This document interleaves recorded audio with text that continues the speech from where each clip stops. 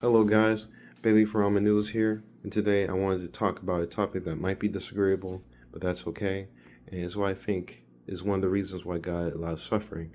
And before I begin, please like this video if you agree with it, subscribe if you like these type of videos, criticize me so I can do better as well, and ask for prayer in the comments if you want, but now we can start the video. So, what I believe when it comes to suffering for Christians is that whatever suffering that happens to an individual, whether big or small, is that they can handle it. And what do I mean they can handle it? What I mean by us being able to handle suffering is that it'll never be enough to make us curse God and or abandon him, because God made it that way. And of course, depending on how severe the suffering we are going through, we're going to be weak physically, mentally, and emotionally. But whatever suffering God allows us to go through, it won't be enough to make us stumble spiritually. And yes, I understand there are Christians out there who lost their faith after going through a traumatic experience. And not to sound like I'm belittling these people or calling them like weak spiritually, but I do believe that they could have handled their spirituality in their situation and kept their faith in God. Of course, I have my stumbles as well. I'm not perfect. Like, I would sometimes be like, God, why did you let me to go through this? Like, I don't understand. Why did you give me this and that, etc. But I believe those stumbles I went through would have never been enough to hurt my spiritual connection with God. Like, I would have never, like, I could handle not saying those things in the first place, or like cling on to those things. Like, they'll probably still, appear in my head, but they'll never like stay there. I could have possibly handled that. But in my weakness, I let my doubts take over my heart. But let's talk about Job. Like, yes, Job has lost so much in one day: his livestock, his workers, his income, his children, and his health. He's probably the most suffering man to exist in all history. Correct me if I'm wrong about that. But for the longest time, it was never enough to make him curse God's name and forget about him. Despite being an emotional, physical, and mental wreck, his spiritual health had never gone away. He did eventually start to question God's goodness, which is bad, of course, but I feel like he could have handled not thinking that way about God, but he let his weakness overcome him. And of course, his friends also did not help as well with that. That did make things worse. They were trying to be helpful, but they weren't being helpful. But I think that the more Christians will grow spiritually into their walk and love for God, the bigger the calamities and trauma the person will be able to resist spiritually, meaning they could still worship the Lord despite the circumstances. I'm starting to believe why one of the reasons God allows certain Christians to go through even tougher tribulations like jail, being beaten, tortured, or immediate execution is because they have been able to stay strong spiritually despite the rest of themselves being broken from it. And I think sometimes God prevents what seems to be inevitable persecution to some other Christians is because they're not spiritually strong enough to handle the trial. Like, they aren't long enough in the walk to face those type of challenges, and it'll make them drop their faith in Christ and to never come back. And it won't be the only reason, but it could be one of them. I feel like this would be one of the reasons. But I just wanted to clarify, this is what I think. I could be 100% wrong. I don't want to put God in the box and say I figured them all out, basically. This is what I came to the conclusion of. There are still going to be many other possibilities of why God allows suffering to happen to his people, and for some other people, why they don't go through suffering. But I personally believe this is one of them. I believe God allows these things to test our spirit. I mean, of course, one of the Bible verses do say this, more than one, I think. I think I'm about to read them right now, but yeah, to see how much we grow in our faith in him, how much we are willing to take cursing, beatings, and other horrific things for his name.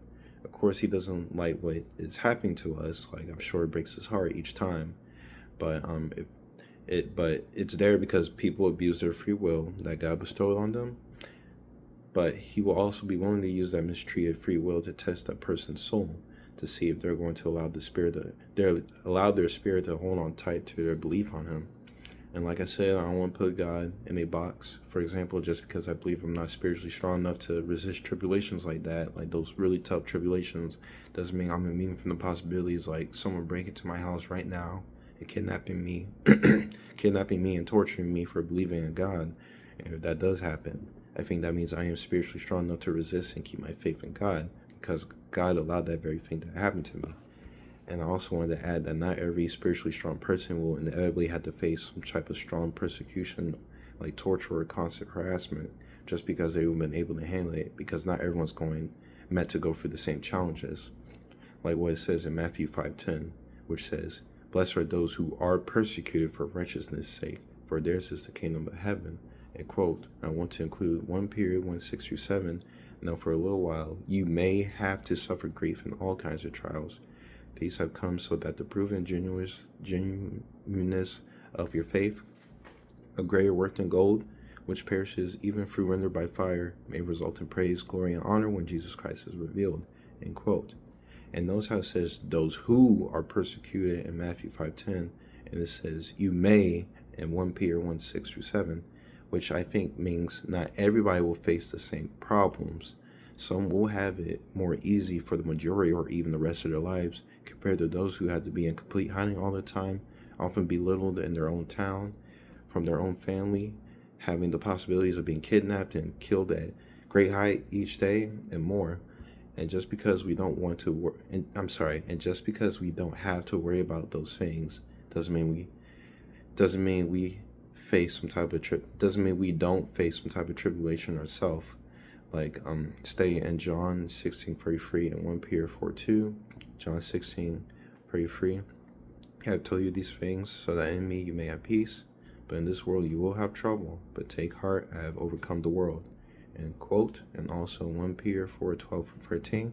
Dear friends, do not be surprised at the fiery ordeal that has come to you to test you, as though something strange were happening to you, but rejoice in as much as he participates in the sufferings of Christ, so that you may be overjoyed when his glory is revealed. End quote. Our troubles are nothing, literally nothing compared to Christians in Nigeria and China, for example, but we still will face some type of troubles. Like for me, I would sometimes comment on freshly upload YouTube videos or social media posts, and I would comment that Jesus loves you and died for you, and if you have any questions for him, I'll try to answer to the best of my ability. And sometimes I would get hit with mean, inappropriate messages to me or at God himself, and yeah, that doesn't sound like much trouble, like it's just words behind a screen, but it does, still make me a bit sad seeing those type of comments, because it's just like, man, that's just, hateful for no reason. But while that's literally nothing compared to hard tribulations, again, it's still trouble because I'm receiving hate comments when they could have just kept scrolling and not type anything. But thankfully, it's not enough to make me stop posting Jesus comments, because I'm spiritually strong enough to keep making those comments, to keep trying while focusing on only negativity. But of course, let's remember to pray for our brothers and sisters who are suffering way more than us, and try to do anything we can to help them out, like through donations, for example. And I'll sink a link in the description of one. Please remind me if I forget. And also, like I said, just because we are, like, a lot of us are not going through like a hard time right now, doesn't mean like it's gonna be like that for the rest of our lives. Just remember that, like I said, some of us might be destined to go through way much harder than like what it looks like we could chew. Like we may have to go through some physical pain or constant harassment. I don't know. I don't know. I'm just saying that it's possible. So I just want to just remind everyone that just think that, I'm secure for the rest of my life. And then when they realize they got to go for something really tough, like they actually got their hands put on them, like, oh, dang, I guess God not real, or God abandoned me or something like that, or there's something I done wrong. Like, no, like I said, no one's safe. He doesn't play favoritism. It doesn't matter how spiritually strong you are. He's not going to make sure that you're immune to any type of hurt. Like, if he wants you to go through something, he's going to let you go through something. And of course, again, he's not enjoying it. He's not like, I love torturing this person. I just want to say that again. He's not a God of just loving torturing people. It's just that we live in a broken world, and that's going to happen, and people abuse their free will, and God respects free will, even if it's not good free will. But of course, if they keep up that mistreatment of free will, he will repay them back.